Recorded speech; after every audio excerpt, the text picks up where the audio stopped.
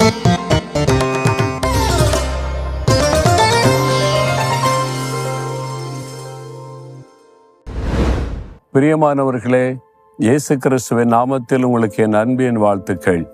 Japan தேசத்தில் நாகசாகி என்கிற ஒரு பட்டணத்தில் நான் இந்த இடத்துல இருந்து பேசிக்கொண்டிருப்பது ரொம்ப சரித்திர முக்கியத்துவம் வாய்ந்த ஒரு இடம். நாகசாகி பட்டணமே சரித்திர முக்கியத்துவம் வாய்ந்த ஒரு பட்டணம். இல்லை, 1945 அணுகுண்டு வீசப்பட்டு அதனால் யுத்தம் உலகத்துக்கு முடிவுக்கு வந்தது என்பதை நாம் அறிந்திருக்கிறோம். இந்த பட்டணம் கிறிஸ்தவர்களுக்கு முக்கியமான ஒரு பட்டணம். 1600 இருந்து 1800 வரைக்கும் கிறிஸ்தவர்களுக்கு நிறைய உபத்திரவங்கள், பாடுகள் இங்கே இருந்திருக்கிறது. அந்த காலத்தில் வாழ்ந்த ராஜா கிறிஸ்தவர்களை தேடி தேடி கொலை செய்திருக்கிறார். அதனால நிறைய கிறிஸ்தவர்கள் தேசம் முழுவதும் இருந்து இந்த பட்டணத்தில் வந்து அவங்க மறைந்திருந்து ஆண்டவரை ஆராதிச்சிருக்கிறாங்க. பக்கத்தில் இருக்க தீவுகள்லாம் போய் கர்த்தரை ஆராதித்ததாக சரித்திரம் சொல்லுகிறது. இந்த இடத்துல ஒரு 26 சிலைகள் வைக்கப்பட்டிருப்பதை நீங்கள் பார்க்க முடியும். இந்த இடத்துல 26 பேர் இயேசுக்காக இரத்த சாட்சியாய் மரித்திருக்கிறாங்க. ஜெசூட்ஸ் அமைப்பை சார்ந்த கிறிஸ்தவ மிஷனரிகள் இந்த தேசத்துல இந்த பட்டணத்தில் வந்து இயேசுவை பிரசங்கித்தது நிமித்தம் அவர்கள் இங்கே சிலுவையில் அறைந்து கொல்லப்பட்டிருக்கிறாங்க. அதில் 6 கிறிஸ்தவ வெளிநாட்டு மிஷனரிகளும் 20 இந்த ஜப்பான் தேசத்தை சார்ந்த விசுவாசிகள், மொத்தம் 26 பேர் சிலுவையில் அறைந்து இந்த இடத்துல கொண்டிருக்கிறாங்க. அவங்க இரத்த சிந்தி இயேசுக்காக மரித்திருக்கிறாங்க. அந்த இரத்த சாட்சிகளுடைய சிலைகள் தான் இங்கே வைக்கப்பட்டிருக்கிறது. அதுல இந்தியாவை சார்ந்த ஒரு நபரும் அந்த நாளில் இரத்த சாட்சியாய் மரித்திருக்கிறார். மும்பை பட்டணத்திலிருந்து வந்தவர் என்று சரித்திர குறிப்பு சொல்லுகிறது. இப்போ நாம் அறிந்து கொள்ள வேண்டிய முக்கியமான காரியம் என்ன தெரியுமா? 2 தீமோத்தேயு 2ஆம் அதிகாரம் 12ஆம் வசனத்துல இயேசுவோடு கூட நாம் பாடுகளை சகித்தோமானால் அவரோடு கூட ஆளுகை செய்வோம் என்பதாய் வசனம் சொல்லுகிறார்.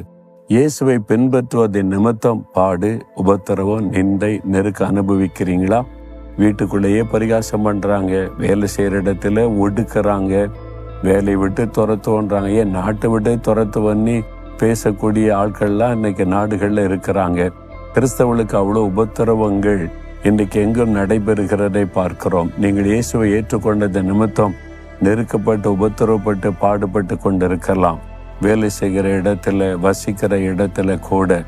ஆனா ஆண்டவர் சொன்னார், என்னை பின்பற்றி வர விரும்பினால் உங்களுடைய வெறுத்து சிலுவை எடுத்துக்கொண்டு தான் பின்பற்றணும்னு சொன்னார். சிலுவை என்பது பாடுகளை குறிக்கும்.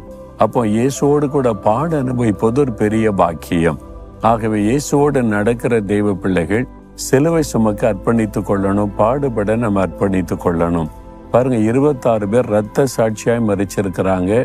1597 பிப்ரவரி 5ஆம் தேதி இதே இடத்துல அவங்க சிலுவையில் அறையப்பட்டு கொல்லப்பட்டு இருக்கிறாங்க. அப்போ இன்னைக்கு அவங்க எங்க இருக்கிறாங்க? பரலோகத்துல இயேசுவோடு கூட மகிழ்ச்சியோடு ஆளுகை செய்து கொண்டு இருக்கிறாங்க. இதைத்தான் அறிந்து கொள்ளணும். இயேசுவோடு கூட பாடுகளை சகிக்க ஒப்பு கொடுத்தா அவரோடு கூட ஆளுகை செய்வோம். அதனாலதான் என்னை நிந்தித்து பரிகாசம் எத்தனை பேர் என்னென்ன காரியம் பேசினாலும் நான் துக்கப்படுவதில் சந்தோஷப்பட்டு களிகூர்ந்த ஆண்டவரை துதிப்பேன். இதெல்லாம் நமக்கு பாக்கியம், ஆசீர்வாதம். உங்க வாழ்க்கையில இந்த நிந்தை, பாடு, உபத்திரம் இயேசுவின் நாமத்து நிமித்தம் வந்தா நீங்க சந்தோஷப்படுங்க, துக்கப்படாதங்க, சோர்ந்து போகாதங்க. இயேசு ஆக நம்ம நிந்தைகளை சகிப்பதற்கு மாத்திரம் அல்ல, மறிப்பதற்கு ஆயத்தமாய் இருக்க வேண்டும் என்றுதான் நம்ம வேதம் நமக்கு ஆலோசனை கொடுக்கிறது. பவுலாதான் சொல்றாருல்ல, நான் அவருக்காக பாடுபடுவதற்கு மாத்திரமல்ல மறிப்பதற்கும் ஆயத்தமாய் இருக்கிறேன். அப்படித்தான் நம்முடைய வாழ்க்கையை அர்ப்பணித்து கொண்டு இயேசுவை பின்பற்றணும். அதுல ஒரு பெரிய பாக்கியம் இருக்கிறது. அப்ப இயேசுவோடு கூட பாட அனுபவிப்பது பெரிய சந்தோஷம். ஆண்டவரை துதிங்க, ஸ்தோத்திரம் பண்ணுங்க, மகிழ்ச்சி உள்ளத்துல வரும். ஒரு நாள் நீங்கள் மரணத்தை சந்தித்து இயேசுவிடத்தில் போகும்போது பரலோகத்தில் கனப்படுத்தப்படுவீங்க. எவ்வளவு பெரிய பாக்கியம் இல்லை? ஆண்டவரே, இந்த இரத்த சாட்சிகளுக்காக நாங்கள் உம்மை துதிக்கிறோம். உம்முடைய நாமத்து நிமித்தம் தங்களுடைய இரத்தத்தை சிந்தி மறிக்க அர்ப்பணித்து கொண்டார்களே, உம்மோடு கூட பரலோகத்தில் மகிழ்ந்திருக்கிறார்கள். நானும் கூட என்னை ஒப்பு கொடுக்கிறேன். உம்மோடு கூட பாடுகளை சகிக்க, பாடு அனுபவிக்க, இயேசுவின் நாமத்தின் உபத்திரவங்கள், நெருக்கங்களை சகித்து கொள்ள என்னை ஒப்பு கொடுக்கிறேன். பாடுபடுவதற்கு என்னை ஒப்பு கொடுக்கிறேன். சிலுவை சுமக்க ஒப்பு கொடுக்கிறேன். ஒவ்வொரு பிள்ளைகளுக்கு அதுக்கு வேண்டிய கிருபைகளை தாரும். இயேசுவின் நாமத்தில் ஜெபிக்கிறோம். ஆமேன், ஆமேன்.